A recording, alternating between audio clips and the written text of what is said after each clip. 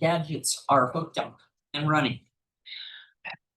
This is the October 7th meeting of the City of Helena, Lewis and Clark County Joint Work Session. I'm planning on doing a roll call, or not a call, but we'll go around the table so that everyone is on the record as attending and not being late. I'd like to let it be known that if I'm referred to as late, then it should be the late Commissioner Payne, okay? All right. Roger, would you start, please?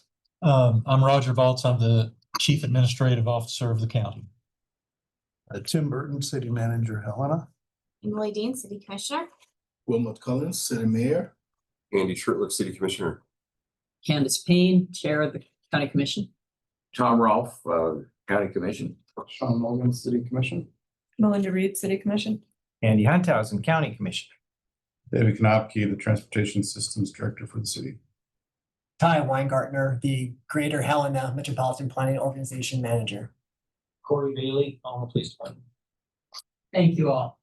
But you don't have to sit at the table. That's right. Good thought. You are. My name is Brad. I'm just observing. You are a member of the public. You're here. Frank Cornwell, County CFO. Oh, I'd seen you before. Okay. Yes. Kyle Sturgill Simon, Emergency Management, Lewis and Clark County. Jeff Busher, United Way. Emily McVeigh, United Way. Betsy Kirkaby, Communications Coordinator for Lewis and Clark County. Thank you all. It has been brought to my attention that we have folks here from the United Way. However, your issue is not on the agenda, so we'll put you into public comment and treat it as public comment. This will not be a rehashing or, oh my God, what are we going to do? You can do your presentation and we have to follow the rules. All right. The minutes of the June 3rd, 2025 meeting were presented. Is there any changes or corrections? Anybody awake out there? Okay. Then I get a motion to approve these. So moved. Second. Been moved and seconded. It's been moved and seconded that we approve the minutes from the June 3rd, 2025 joint work session. During discussion. Seeing none, all those in favor indicate saying aye. Aye. All those opposed, same sign. The minutes have been approved. Then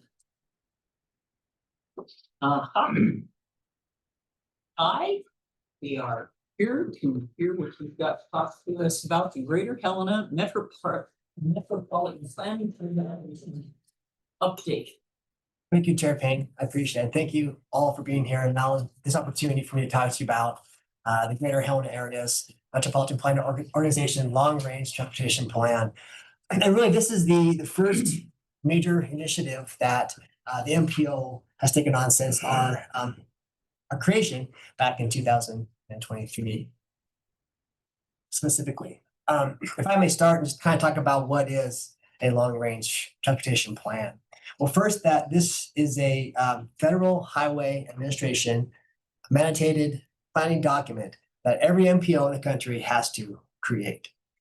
In essence, what this really allows our MPO to do is to look at our current system from the Greater Helena area, identify the needs that need to be made to make sure that our streets maintain its efficiency for the next 20 plus years. And ideally, this long-range transportation plan should reflect the goals and visions of our citizens while maintaining a safe and efficient and a multimodal network that meets our travel demand needs now and into the future. And when I say multimodal, this is not just an Amazon freight truck going down Euclid Avenue without enough packages. It's taking your kids to the soccer game. It's driving to work. It's walking your kids to school. It's walking your dog for Helena out, really any types of transportation is the MPO wants to know how we can improve where we're at and what's needed. So this, at the end of the day, this long-range transportation plan is the MPO's blueprint on how does the region make our investments from infrastructure to roads, as well as helps us with our planning needs. So that's in essence what you may hear me say LRTP, but that is our long-range transportation plan. So what's exciting is that this being our first major initiative is the month of October. We are starting our planning phase by holding one of at least 3 public engagements. The first 2 being open houses coming on October 21st and 22nd. First, I just must thank Betsy Kirkeby and Amanda Opitz. As my wife says, raising 2 kids, it takes a village. And doing any of this stuff here, I couldn't have done it without Betsy and Amanda to guide how do we communicate this to the public. But with the open houses is we're having open house on 2, and you'll see here on your flyer, we're having a death, but these are flyers that were hung around town. But the first open house will be held on Helena on Tuesday, October 21st, from 3:30 p.m. to 6:30 p.m. And what this really allows the public to do is to come in, look at maps, look at information, and have a chance to provide comments and suggestions to our consultant, Robert Pesha and Associates, and myself on what's working well and what is needed, how can we improve.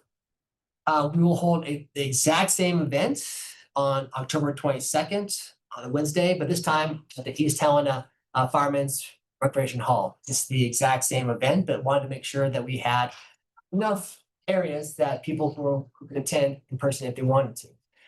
Again, that's held on Wednesday from 3:30 to 6:30 p.m. We also understand that ideally, I'm sure everyone would love to attend an open house, but everyone is very busy and they're going to attend any of these events. So what our consultant and we have done is first, we've created a new website. You'll see up here up front.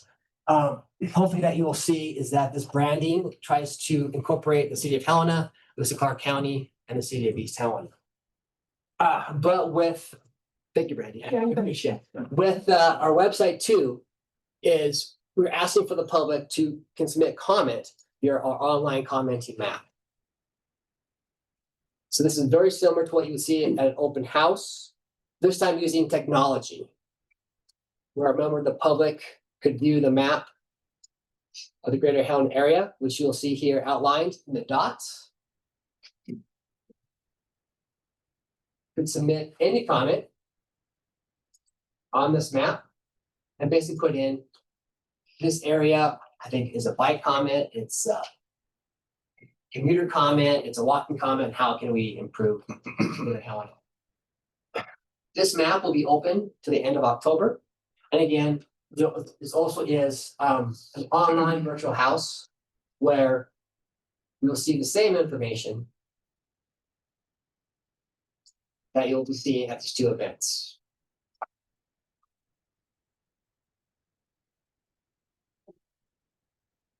This walks around information about our great area from the MPO. So the first thought was that what the MPO wanted to do is because, again, this only being the first of at least 3 public outreaches, is we wanted to make sure that we reached the correct stakeholders, right? All the stakeholders within our area. So working with help from, again, Betsy and Amanda and our PA, we started off with identifying stakeholders in our area and really in different groups that could help build this long-range transportation plan. The group, yes. Is the Montana Department of Transportation a part of this? Because they are, I mean, you look at Custer Avenue and it is MPT and then it is city and then it goes to our, are they part of this? Yes, Chair Payne, thank you for that. Yes, they are part of this as well. So, right, Custer or Euclid, they would be taking comment as well, or they'd be following. Thank you. So what we looked at doing to extend our outreach to inform the public about the open houses and our online comedy map is we identified community members from local governments, community organizations, our schools, disadvantaged organizations, multimodal organizations, economic development, emergency services, and then public can also, any member of the public who wants to receive future communication can sign up online to receive these same emails. So again, really looking at our stakeholders to make sure that they are informed of the information that we are trying to collect. In addition to this, to ensure we get enough information, is that RPA identified key stakeholders. And these could be stakeholders, executives from any one of these groups, but invited them to a one-on-one sit-down meeting on the 21st and 22nd to gather their feedback individually. Lastly, what we've done outside of our email communication, which will happen 4 times in the month of October, is we posted this on social media. We identified our media partners, as well as an interview with the Helena Civic Television. Yeah, I think this is a really exciting time for the MPO and our first step into planning. If you all turn over the back of your document, you will see a timeline. This timeline is subject to change, but you kind of see where we are within our LRTP progress. This very first dot here is the first public open house. I'm looking to do at least 3 more. Maybe if you don't mind, Chair Payne, I'll pull it up on the. No, please do.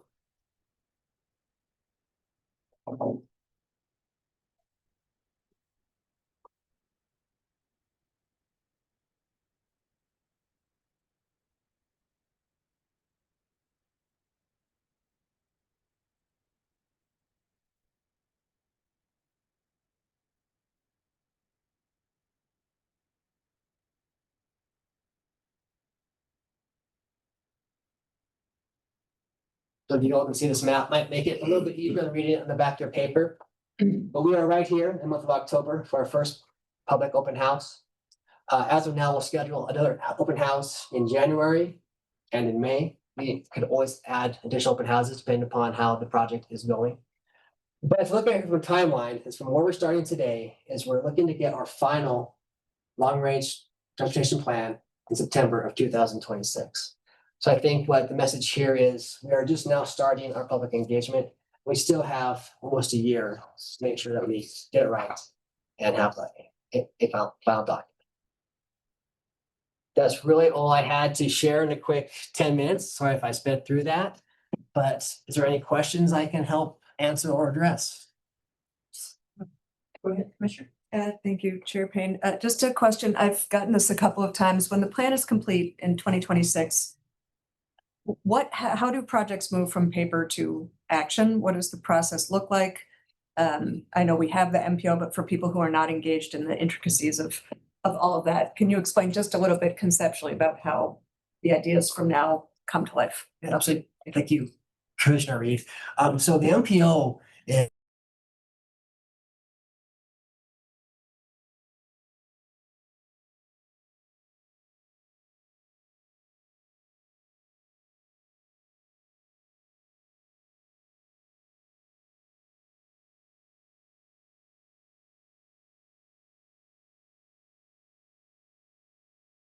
would look at areas that we can improve, and then really would prioritize what projects the MPO can take on based upon funding. The long-range transportation plan, as part of it, will identify funding available. So maybe there is, just for sake of argument, we can improve Benton Avenue by adding a new lane. And we found there's a grant out there that we can go for. So we would say, here's the project, here's available funding we can go for. And then our governing body can say, this is priority number 1. It can also be, well, wouldn't it be great if we had an overpass that took you from East Helena to Helena above all the traffic? Just hypothetically, that would be an ideal to have, but probably not going to happen anytime soon.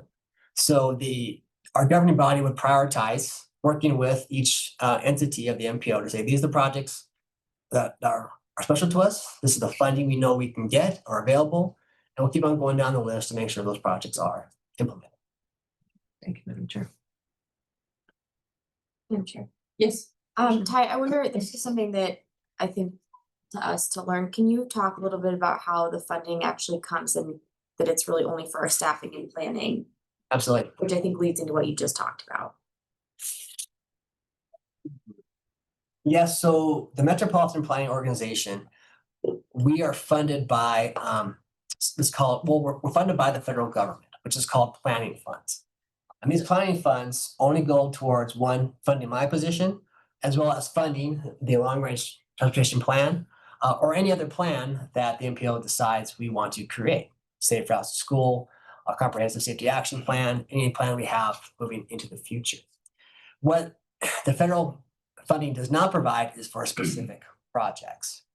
The entities within the governments will be the ones who would more than likely have the funding, whether it be through the general fund or through their capital operations plan. But those are the funds that will actually fund the projects, and they would have the jurisdiction. So, for an example, if again we wanted funds to build up Ninth Street by CR, funds to build up Ninth Street would come from the City of Helena, not the MPO. Same way with Commissioner Payne's comment about Euclid. If we wanted to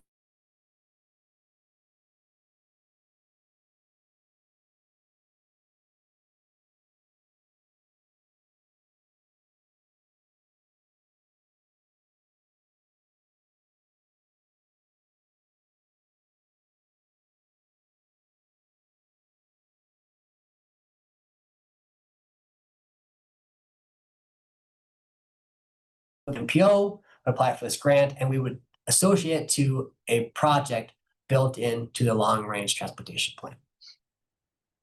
Hopefully that makes sense.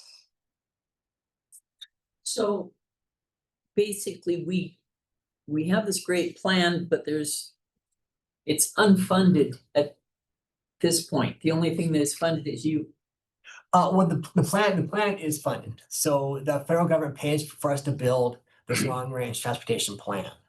So as we start to identify, so this plan, the PO funds pay for this plan. And part of that plan would be is our consultant, Robert Pesh and Associates, to help us find money as well. So for example, the Ninth Street example, if this was a priority for the City of Helena, Robert Pesh should help us say, hey, there is funding that we can get through either capital projects or through a grant, and then we would tie that funding to that project. But the City of Helena would be the one who would get money for that project, not the MPO itself. Make sense? Yeah, kind of. A weird way. Right. So I think we think of MPO, I think the main goal to think here is the MPO is just planning. We just plan. The plans we create, the consultants we hired to make these plans are all paid by the federal government through planning funds. So the City of Helena, this Clark County, City of East Helena are not paying for this LRTP per se. The example I was using wasn't Knight or Euclid, it was Custer. Mhm. And that has been a continuing problem for the city and for the county. And the Department of Transportation is gung ho, but they don't want to, they're not willing to come up with any money to help us do this. Is there some way we can get pressure on them? That I think that's a huge important part of coordinating all of our efforts. And Chair Payne, if I may, I'd like to defer to David. This as it's being such a big project and history, I like maybe David Kanopi, could you mind stepping in for that question? By all means, David, go for it. Thank you, Madam Chair, Commissioners. So I was the engineer that did the decision matrix way back when that shows when we had the TCC, the Transportation Coordinating Committee, for the 3 entities. And at that point in time, the TCC decided to allocate our urban funds to the Custer corridor. Over the years, it's been a struggle to get to a funding agreement established between the 3 our urban funds and MDT. Primarily, there's some stipulations in their contract language that aren't in the best interest of our citizens. What contract? The funding agreement. So there's never been a funding agreement signed because of some of the stipulations in there, such as, you know, the city of Helena would be on the hook for any overages or anything above and beyond. And in mine and others' opinions over the years, that's not in the best interest of our citizens, because it's not only a road that's used by city and county residents, but it's an MDT jurisdictional road that they hold maintenance responsibilities for. So, you know, we would like to see them come to the table as a partner and, you know, get that project done. So right now, as it stands, there is no funding agreement. Urban funds are still allocated to the corridor itself. And that's kind of where we're at. And that's where we've been for several years. So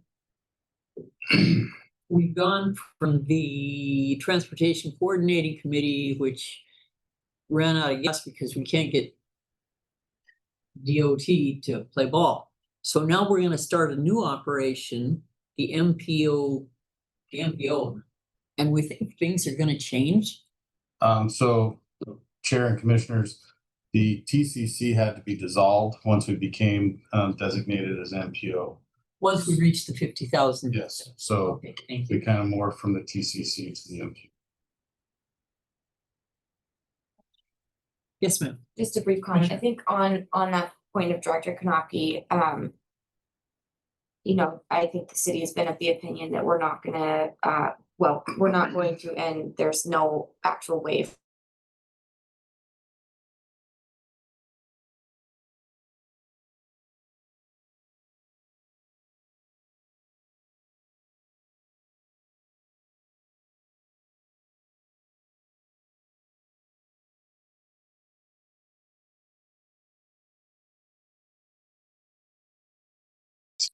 put some pressure on MDT to come to the table in a meaningful way. And as you know, they do have seats on the MPO. So that means that they will have some skin in the game. And we'll be adopting the same LRTP that we are. They're part of the process. And so I think this is a really good opportunity for us to be able to be advocates for the projects that matter to our community. And this is such an important part of the way we work together. The county doesn't actually have control of any of that corridor, but it leads to our county fairgrounds and lots of traffic. And maybe there could be some phone calls made to people at the DOT so that we could possibly get some attention. Would that be helpful? Madam Chair and Commissioners, any help is always appreciated. Who is head of the DOT right now? Dorrington. No. Yes. Dorrington, Chris. Chris Dorrington? Who else? Who else? Who else is That's the man. He's the director, but who's his wife and his third grade teacher? Because those are the, not really, but a lot of times if you can connect with other people. So we need to gather some information so that we can possibly persuade him to step up and make this a plan that will work. If the DOT isn't going to participate, then I'm not sure that we're going to be terribly successful. No, ma'am. Thank you. You're very polite. Any other comment? No, Mayor? we'll ask you to please call Chris Dorrington to set this thing up. I'll take him to coffee. Okay. I really will. We appreciate that, Madam Chair. Any other comments?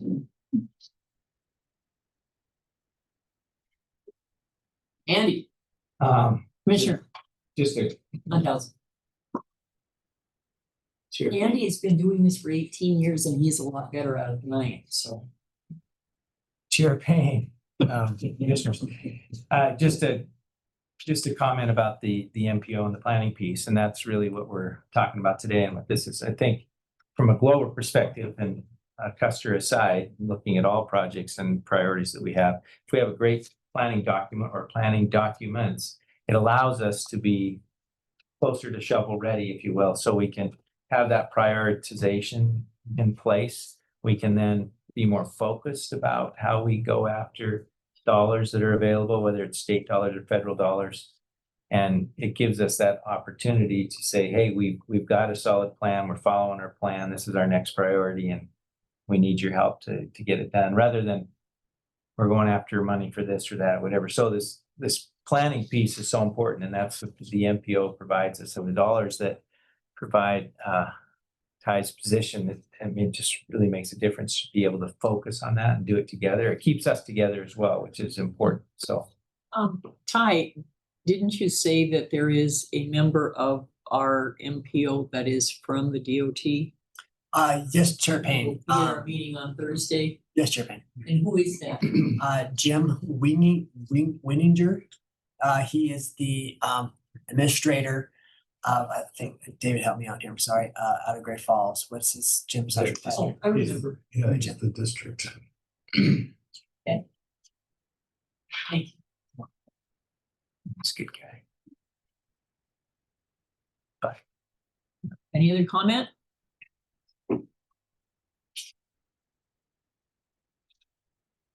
Are you, is this the end of your presentation, Ty? It is, Chairman. Well, thank you. It's just, I really like this. This is, makes sense to me. Very few acronyms. We understand. So thank you for doing that. Any other comments? Seeing none. Well, that would be the end of the discussion of the Metropolitan Planning Organization. We'll move on to public comment. Is there any public comment? Hello, Emily McVeigh with United Way, Chair Commissioner Payne's. Thank you. He's probably over there. Thank you for allowing us time on the public comment. This came together very quickly. As you guys probably know, we meet with a lot of different groups about housing and unsheltered people in our community. Once again, we're at the place in our year where we have to talk about where we would shelter people if the weather gets to that point where we can't leave them outside. So we know that many of our partner agencies are full, they're at capacity, either space, staffing, or funding. And so that conversation has led to, this is probably the year where we do not have an option to just say, this agency is going to pick it up or that agency is going to pick it up. We are going to have people that need sheltering, and we don't have anything in place to help people in that situation. I'll defer to Kyle here in a minute. He has probably more knowledge about the emergency operation plan than I do. But we do have some wording in that plan for severe weather. What we don't have is outlined when we would implement a cold weather or hot weather or smoky weather type policy. We don't have those details worked out in that EOP. So that's really what we wanted to start the conversation about, is what threshold would we be looking at where we would say, this is now an emergency, the weather has gotten to that point where we can't allow people to stay outdoors, and we would engage the COAD, and then where would we go from there? Because again, none of our partner agencies have the capacity to house staff or fund such a project. So I'm sorry, Emily. The COAD? I'm sorry, the Community Organizations Active in Disaster. That is really a lot of nonprofits that come together when we have an emergency. And so we all have a position in that COAD where, like, Kyle's really the boss of the COAD. He's the one that's engaging the COAD when it comes to fires and floods or things, but. Say what is it again? Community Organizations Active in Disaster. Thank you. And that's DES, United Way, Salvation Army, Boy Scouts, Public Health, Rocky Mountain Development Council. I mean, the list goes on and on. So a lot of us, we meet once a month and we talk about different emergency plans or things that are going on. We were engaged for the Horse Gulch Fire last year. So we would help with coordinating volunteers, food, emergency funds for cleanup, all of that kind of stuff. So we do all kinds of different things. We engaged when the Iron Front caught fire and helped rehome those folks. And so we do a variety of things, but it's really about when would the co-ed be engaged and then how would we help those nonprofits that can support that, knowing that they're all in a place where we don't really have the capacity to just say, oh, we'll house them over here and we'll staff it with these people and we'll fund it. Nobody has that. So we need to make a plan for how that would come together. And it's going to take all of us to do that. So that's our comment. I don't know if Jeff has probably more to say. I would just say the Jeff? document we shared with you is Please state your name. sorry, Jeff Busher, United Way. The document we shared with you is a sample document for an emergency action plan. And as Emily mentioned, we always think of cold weather, but there would also be hot weather emergencies. There could be forest fires, there could be high levels of particulate matter where folks may need to be inside safely. And we do think, of course, of our most vulnerable population. And it just occurred to us that we do not have an active policy to initiate, to if we establish a trigger, if you will, a wind chill of 20 degrees or something like that, then what actions do we take as a community then to care for our most vulnerable population? So this is a sample. It is a suggestion. It would take the community to come together and iron out a real plan. But we feel like this is an important time to consider a plan and putting a plan in place. But that's your job. So this is a suggestion. Thank you. Jeff, any comment? Commissioner? If I might, just a question, Madam Chair. Since this was not noticed, we can't really cannot discuss this. it.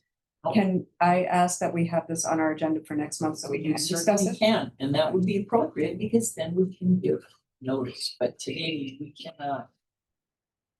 Yes, Commissioner. Madam Chair, maybe a question for CAO and city manager. Because this is something that obviously both entities need to be working on, and we have a whole nother month until we have the joint meeting. I guess I would ask both of you what you would think next steps would be, so we're not waiting a whole month to talk about the plan when, I mean, that's one time. Jim? Madam Chair, from my perspective, I've obviously not read any of this, but I would engage our housing folks and our community development folks to do this information. And perhaps after they've had an opportunity to do so, then I would engage Roger's office to see if we might get together and talk about the content of this and what resources, if any, exist. But in terms of those discussions, probably preparing for an agenda item in the future for the joint city council. And we do have to pay attention to the notice requirements by Montana law. We can't just jump in on this. We have to. Brandy, do you know what the notice requirements are? 48 hours. It's a public meeting, 48 hours. Okay, so we don't have to publish it in the paper or anything? No, it goes on our website. It gets posted around the building. Okay, that's good to know. I thought it was more than that. Thank you, Brandy. Madam Chair, if I might just Yes. a follow-up. So it would be possible if after the city staff looks at it and you engage with the CAO, that if we wanted to call a special meeting sooner than a month from now with proper notice, that is an option for us. I think it would, I'm sure, I think that might be. It'll be an option for the city. I don't know about the East County folks. Yeah, We gotta find out from them.